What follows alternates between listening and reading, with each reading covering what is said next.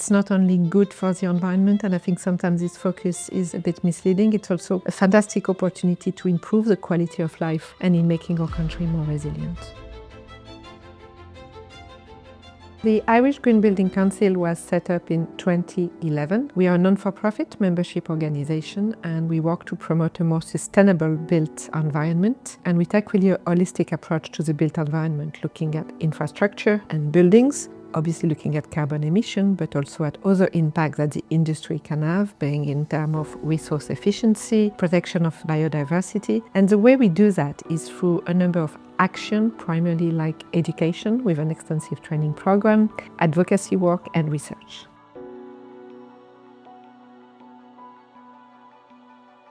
I'm Marion Jammet. I'm Director for Policy and Advocacy at the Irish Green Building Council. When we talk about carbon in the built environment, generally speaking, people still very much associate it with energy efficiency or renewables, things such as solar PV, which obviously are important, but if we only talk about these emissions, so the operational carbon emission, it's about 23% of our national emission. We also have emissions associated with the other life stages of a building life cycle. So by that I mean we have emissions associated with the extraction of raw material, with the production of materials, with the construction of buildings and infrastructure. And these so-called embodied carbon emissions are 14% of our national emission. And we never really talk about that. And transport is our second largest source of carbon emissions. So I think it's very important to take this holistic approach.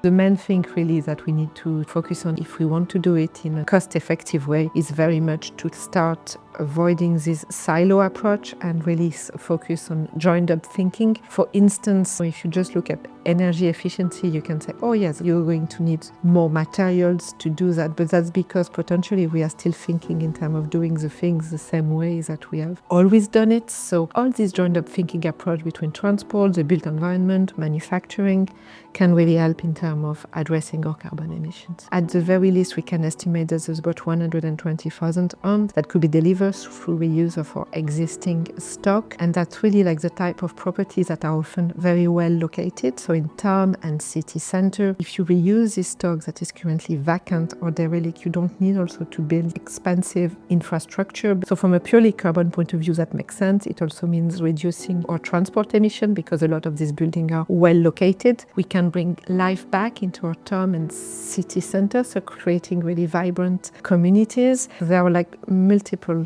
co-benefit in terms of reusing our existing stock, but the main one is really better using our existing stock is critical in reducing our carbon emission.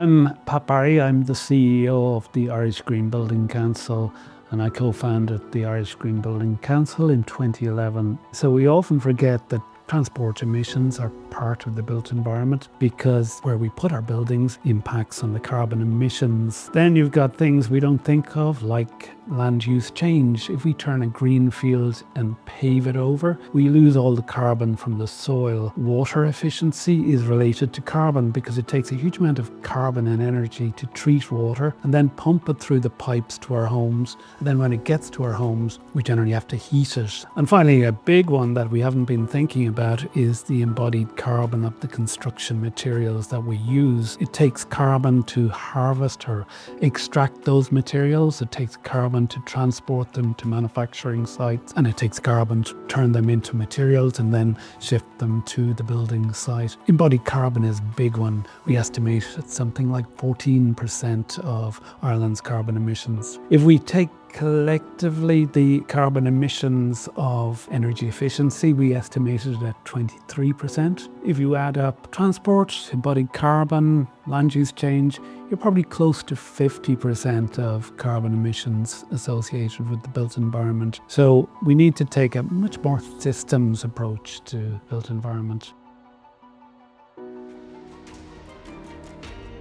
By creating walkable neighbourhoods that are connected to nature and energy efficient homes in those neighbourhoods. Immediately we're improving people's health and well-being. First of all, they're going to walk more, they're going to get more exercise, they're going to spend less money on transport and also in heating their home. So they're more resilient. Ireland becomes more resilient because we're importing less fossil fuels. We're also potentially building up new industries of biomaterials and reducing the amount of construction materials we need to import, where there may be scarcity at a European or global level.